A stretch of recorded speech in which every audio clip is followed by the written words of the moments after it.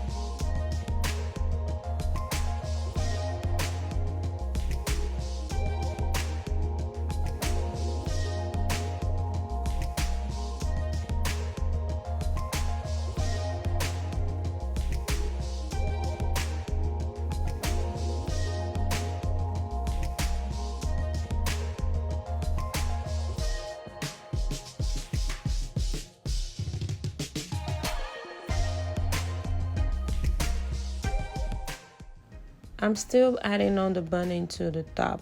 So one thing I do is when I push it right to the end, I pull it up a little bit, like 3 millimeters, and cut it off.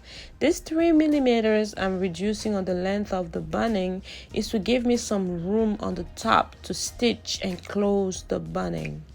I don't want to stitch over the bunning. That's why I make sure I have like 2 to 3 millimeter allowance of space on the top where I could stitch over to close the bunning.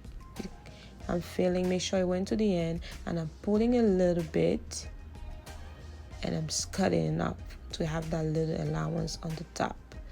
After I'm done adding the bunning and all the stitches or the places I want it to be, I'm gonna flip it over and finish showing my top. I'm adding some bazin, some like printed bazin on this plain bazin. This is bazin, guys. We call it bazin. It's 100% cotton. It's made a particular way. I don't know how to explain it, but that's how we call it, bazin. It has a sheen cotton kind of thing, and I'm gonna add in some print bazin on it to finish my top, and voila, that's how it look like. So thank you for watching. I just wanted to show you how you add on the bunning to your corset to give it that elegant and different look that every woman is looking for right now. That's the new trend.